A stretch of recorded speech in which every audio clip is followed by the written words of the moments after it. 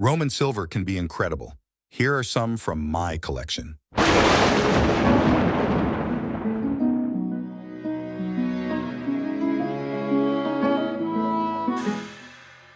Thanks for joining me in episode 4. In this one, I will showcase some of my Roman silver. First up, this Augustus Denarius from a Spanish mint. Struck around 19 BC, it has a great portrait of Augustus. The name Caesar Augustus can be seen around his bust. The reverse of this coin commemorates Augustus's recovery of the Aquila lost to the Parthians by Crassus and Antony. The Senate awarded him the Clipius Virtutis, or the Shield of Bravery, in recognition of this accomplishment. Next is my Julius Caesar Elephant Denarius. This is the error coin which I covered in episode 3. It's always nice to have a historically significant coin of this scale in your collection. This one has nice toning and centering on the strike. If you look closely on the reverse, you can make out some of the elephant from the obverse as a result of the error, which was a flip over double strike. This is a great coin and a very cool error to have. This next one comes from a Roman province and was minted in Cappadocia, Caesarea. Although worn, it is a nice silver of Tiberius. I like the portrait, and you can still make out some of the Greek lettering. This was a dram, but very similar to size and weight of a Roman denarius. The reverse features Mount Argaeus, with a nude statue standing on it, holding a globe and scepter. Again, some of the Greek script is still readable here. Here we have another Tiberius silver, this time a denarius from Rome. Most will call this the tribute penny mentioned in the Bible.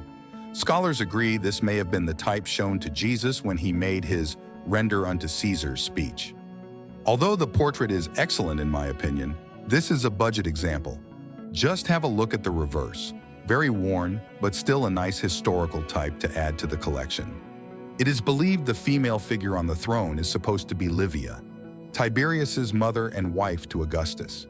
This one here is another type I showed earlier and also covered in more detail in episode 3. The Caesar Elephant Denarius, the first coin in the name of Julius Caesar, struck in the aftermath of his crossing of the Rubicon. While I like the error coin I showed earlier, I wanted an error-free type. Clear legible name, elephant trampling carnix also visible. Emblems of the pontificate are also recognizable on the reverse. It may not be a mint state example, but it works for me. This coin is struck under Augustus, minted throughout his lifetime. It is the most common Augustus denarius on the market. This particular example looks like it may have been clipped. While illegal, clipping coins was done to turn a profit. Over time, the clippings would be melted down to turn into bullion or used to make new coins. On the reverse, Gaius and Lucius Caesar, the son of Marcus Agrippa and Julia the Elder. Lucius was adopted by Augustus along with his older brother, Gaius Caesar. Next up, one of the emperors from the Flavian dynasty, arguably the worst out of the 3, Domitian. Great portrait on the obverse, nice toning, and probably the most affordable Flavian.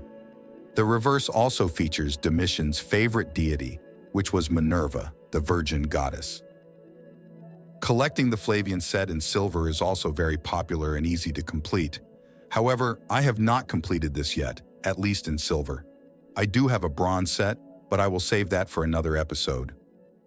Next up, Geta as Caesar, a almost mint state denarius minted between 205 and 208 AD. Brother to Caracalla, they were intended to rule together after the death of their father, Septimius Severus. But they did not see eye to eye, and Caracalla had him murdered at a very young age. On the reverse, Providentia, a divine personification of the ability to foresee something in advance. I guess she didn't see the backstabbing by Caracalla coming. Here is yet another Julius Caesar denarius, his second type. This coin was minted in the middle of the civil war between Julius Caesar and Pompey. It was minted in a military mint in North Africa. Venus is shown on the obverse, while the reverse displays Aeneas carrying Palladium and his father Anchises on his shoulder. It also clearly shows his name Caesar on the right side. Can never have too many Caesar coins, I suppose. Here we have another budget example of a historically significant type. Vespasian's Judea Capta Denarius, one of the more highly sought-after Roman imperial denarii due to its historical significance, celebrating the capture of Judea in 69 AD. It may be hard to make out on the video, but the reverse shows a captive Jewess, with hands tied, sitting against a trophy of captured arms, with the words Judea below.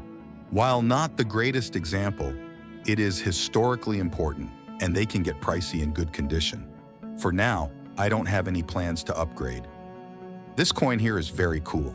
This is a Roman Republic denarius struck under Munir Titus Carisius. Juno Moneta on the obverse, the Roman patron goddess of minting of money. Struck in 46 BC, it is part of the large issue of coins intended for distribution to Caesar's legions, who were in Rome to celebrate his triumph. I like how the reverse tells us exactly how these coins were minted. It shows implements for making coins. It has an anvil, an upper die, tongs, and a hammer. Pretty neat coin. If you are not that familiar with ancients, or just some of the characters in general, this one should ring a bell. Have you seen the movie Gladiator? This is a denarius of Emperor Commodus, beautiful, almost mint state condition. The portrait also appears to be smiling. A full visible legend and name centered on a good flan. Probably the first extra fine denarius I ever purchased, and very affordable. The reverse is also in great, sharply struck condition. It features liberalitas, who was the virtue of giving freely or generosity. Great detail, full legend, and so many titles. I don't usually collect in this era of the Roman Empire, but hey, I saw Gladiator. Am I not merciful? While not fully silver, I decided to include this Tiberius coin from Alexandria, Egypt. It is one of my favorite coins from the Roman province in Egypt. It features a great portrait of Tiberius on the obverse. It is large and heavy, and the style is very typical to Alexandrian tetradrachms. A double portrait coin. The reverse features a deified Augustus. Brilliant. I hope you like this one as much as I do.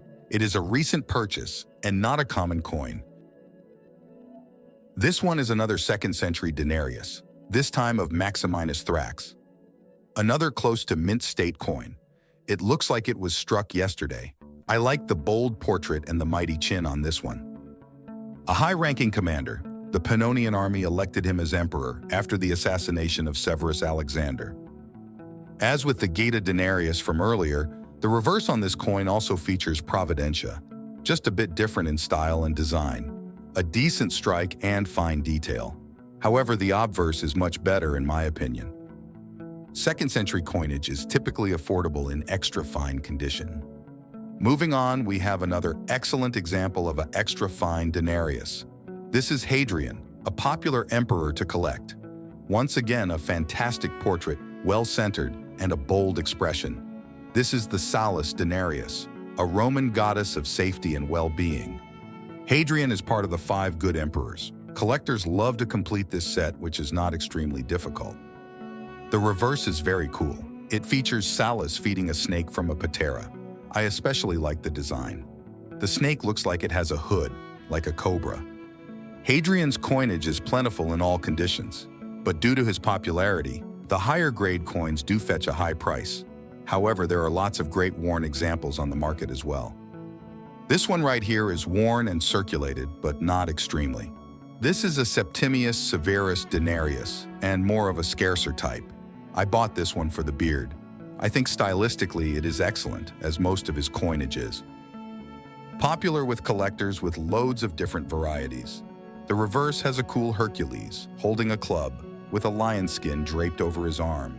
A good collecting area, extremely affordable, and a known dynasty. He was the father to Caracalla and Geta, who we seen earlier. The Severan dynasty area of collecting has many possibilities. Another coin from the 5 good emperors is this denarius of Antoninus Pius. He had a very peaceful reign, with no revolts or significant military campaigns. The lack of buzz around this guy makes his coinage very affordable. He also minted a lot of coins. This worn example was a whopping $28 shipped. Due to the condition, I have some trouble identifying the exact type. I think it is a Nona on the reverse, the divine personification of the grain supply to the city of Rome. If you can help attribute, Leave a comment, please, and help me out. Another Alexandrian coin I wanted to add is this Galba. Typically, Galba coins are very rare. A denarius would set you back a nice chunk of change. This guy ruled from June 8th, 68 AD to January 15th, 69 AD, before being assassinated by the Praetorian Guard. That was not much time to mint coins, leaving coinage of Galba scarce. However, these Alexandrian tetradrachms are obtainable and somewhat affordable. While we are at it, here is another Alexandrian tetradrachm from Egypt, this one minted under Nero, struck around 58 to 59 AD. A very rare type for Nero's coinage from Alexandria. But there is a lot of variety of these that are common. By now you should notice a very specific style from this Egyptian mint. They are fun to collect if you are into Roman provincial coinage. The reverse shows Roma seated on a throne, holding victory. This coin still had some good silver to it, although not nearly as much as of a denarius from this period. And for the last silver Roman example, I will show you another Roman provincial. This one, once again, Nero, but from Antioch, Syria. The mints from Antioch during this period under Nero struck in 80% silver. Absolutely great artistic style and design. These were large, heavy, and beautiful coins. If you want a great portrait of Nero on a coin without breaking the bank, look for these tetradrachms from Antioch. The eagle on the reverse, standing on a thunderbolt, looks great and likely inspired modern coinage. There are many facial expressions and designs of Nero's portraits coming from this mint, so you would really have to look for one that speaks to you, like this one spoke to me. That will about do it for episode 4. Thank you very much for hanging around. If you made it this far, leave me a comment and let me know. I hope you enjoyed all the different Roman silver and learned something valuable. See you guys in episode 5.